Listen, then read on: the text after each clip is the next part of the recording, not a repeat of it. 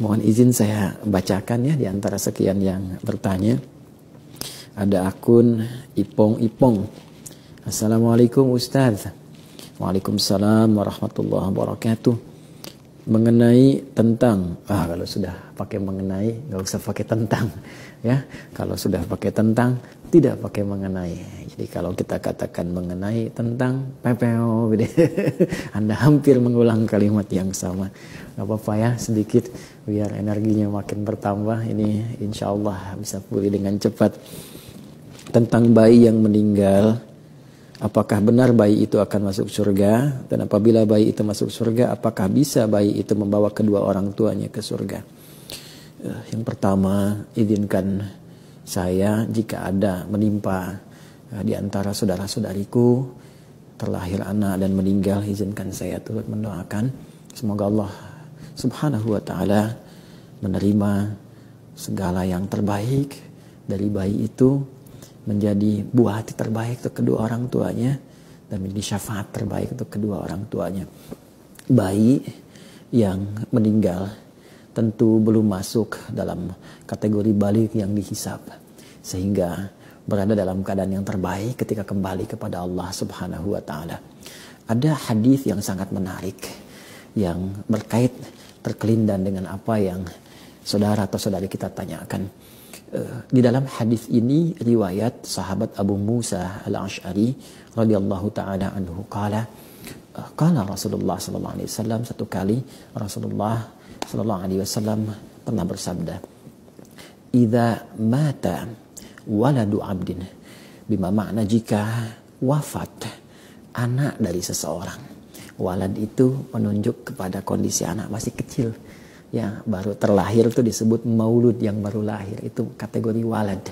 Ya, jadi di Quran surah kedua ayat 233 Allah berfirman, wal walidatu yurdi'na auladahunna, dan para ibu yang baru melahirkan anak-anaknya. Aulad itu jamak dari kata walad. Jadi boleh jadi baru lahir, mungkin ada yang meninggal. Ya, ada usia berapa hari kemudian meninggal.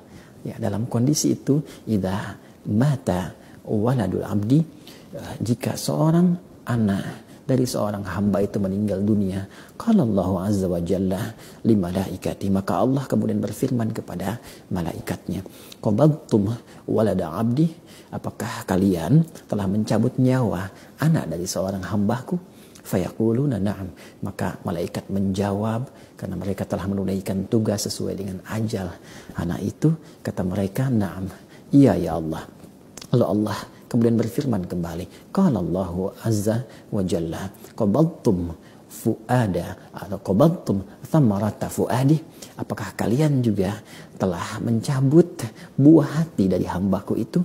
Maka mereka mengonfirmasi, mengatakan kepada Allah sebagai bentuk kepatuhan tugas yang telah ditunaikan.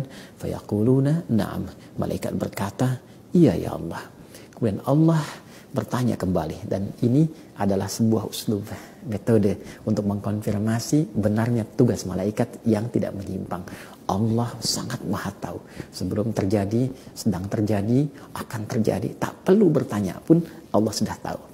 Tapi kalau di Quran, di hadis kita temukan Allah bertanya, itu untuk mengkonfirmasi kebenaran dari apa yang telah Allah tetapkan. Malaikat tidak pernah menyimpang, tidak pernah bermaksiat, karena itu ditunjukkan kepada kita, ini buktinya. Ya, maka Allah berfirman lagi kepada para malaikat, "Madza qala 'abdi?" Apa yang kemudian dikatakan oleh hambaku yang anaknya meninggal itu? Ya, apa sikap dari hambaku yang anaknya telah meninggal itu? Maka fayaquluna, malaikat itu menjawab kepada Allah Subhanahu wa ta'ala, hamidaka wastarja', ia terus memujimu ya Allah, dan mohon kepadamu pula agar diberi kesempatan kembali untuk bisa berkumpul dengan anaknya itu. Dia memujimu ya Allah, dia memujimu ya Allah, dan memohon kepadamu agar bisa berkumpul kembali dengan anak itu. Maka Allah Subhanahu wa ta'ala berfirman, faqala Allah azza wa jalla, ibnu lahu baitan fil jannati wasammuhu bi baitil hamdi. Masya Allah, bangunkanlah untuk mereka di surga satu tempat, satu rumah, dan namai rumah di surga itu dengan nama Baitul Hamdi, yaitu rumah tempatnya orang-orang yang telah memuji, rumah pujian, rumah yang mengembalikan segala hal kepada Allah Subhanahu wa taala. Hadis yang pertama. Hadis yang kedua, ada yang diriwayatkan oleh sahabat Anas bin Malik radhiyallahu taala anhu yang dikonfirmasi oleh Al-Imam Al-Hakim An-Naisaburi, bahwa satu kali ada seorang sahabat bernama Uthman bin Maz'un radhiyallahu taala anhu. Beliau kehilangan anaknya. Ya, beliau mendapati anaknya yang masih belia wafat sesuai dengan ajalnya, kembali kepada Allah Subhanahu wa taala. Kemudian beliau bersedih. Ya, bersedih itu wajar, orang tua bersedih itu biasa. Yang tidak boleh meratapi kesedihan dengan berlebihan sehingga lupa dengan Allah Subhanahu wa taala. Lantas Nabi SAW memberikan satu konfirmasi berita yang sangat menyentuh. Ya ammat taradha anna lil jannati thamaniyata abwabin. Hei Uthman, apakah engkau tidak merasa rida kalau surga itu punya 8 pintu? Walin nari sab'ata abwabin, dan neraka itu punya 7 pintu. Sedangkan engkau tidak henti-hentinya bermohon beribadah kepada Allah untuk bisa mendapatkan bagian dari pintu surga itu. Tidakkah engkau menginginkan anakmu berada di pintu surga itu? Tidakkah engkau menginginkan dia mendapatkan bagian dari kebaikan-kebaikanmu? Tidakkah engkau menginginkan anak itu menjadi syafaat untukmu? Maka Uthman mengonfirmasi, iya ya Rasulullah, iya. Maka sahabat bertanya, ya Rasulullah, apakah untuk kami juga ada demikian? Maka Nabi mengatakan, ya, liman sabara. Liman sabara. Ya, kata Nabi, bagi siapa yang terus bersabar, dan mendekat kepada Allah Subhanahu wa taala, wa hamidallah bima makna, dan memuji Allah Subhanahu wa taala, mengembalikan segala hal kembali kepada Allah Subhanahu wa taala. Karena itu saudara atau saudariku yang bertanya tentang persoalan ini, cukuplah 2 hadis tadi mengonfirmasi kepada kita bahwa sangat berpeluang besar anak kita, anak Anda, anak siapapun sepanjang dia terlahir, kemudian dia belum tumbuh menjadi balik dan wafat kembali kepada Allah sesuai dengan ajalnya, boleh jadi itu tabungan terbaik untuk Anda. Toh, mohon maaf, Allah telah mengatur semua ajal. Allah telah mengatur semua ajal.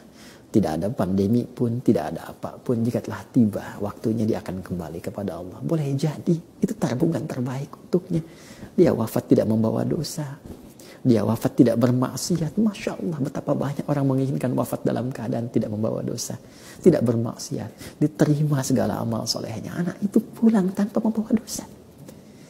Dan karena itulah Nabi memberikan satu motivasi kepada sahabatnya Uthman bin Maz'un, kepada kita semua. Bukankah itu dalam keadaan yang terbaik? Kenapa engkau tidak memuji Allah? Bukankah semua manusia pada akhirnya akan kembali? Kenapa kita tidak memuji Allah? Alhamdulillah ya Allah, anak saya wafat tidak membawa dosa. Alhamdulillah ya Allah, anak saya wafat dalam keadaan yang baik ya Allah. Berikan kekuatan kepada hamba untuk bersabar, untuk bertawakal, bermohon kepadamu ya Allah. Lalu isi dengan beramal soleh.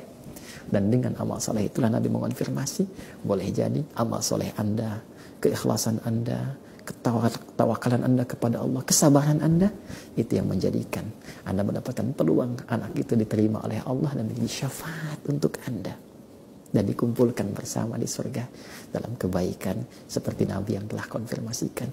Semoga dengan itu menjadi motivasi untuk mempertahankan amal soleh, kembali kepada Allah, dan berkumpul kembali bersama anak-anak kita. Quran surah ke-52 At-Tur ayat 21, walladzina amanu wattaba'athum dzurriyyatuhum biimanin alhaqna bihim dzurriyyatahum wama alatnahum min amalihim min syai' kullu imrin bima kasaba rahin. Dan jika ada orang tua beriman, beramal saleh, diikuti anaknya, keturunannya beriman, beramal saleh, kami akan kumpulkan mereka semua di surga dalam kebaikan-kebaikan. Tapi itu pilihan, kembali kepada Anda. Jika Anda ingin beramal saleh, Anda bisa berkumpul. Tapi jika Anda terus kecewa, terus meratap, boleh jadi pertemuan itu sulit untuk terjadi. Kullu mri'in bima kasaba rahin. Semua tergadai dengan pilihannya. Semoga Allah memberikan yang terbaik dan memberikan istiqomah kita untuk menjaga amal soleh sampai kembali kepada Allah, bertemu dengan keluarga tercinta. Demikian, subhanakallahumma bihamdika, asyhadu an la ilaha illa anta, astaghfiruka wa atubu ilaik. Assalamualaikum warahmatullahi wabarakatuh.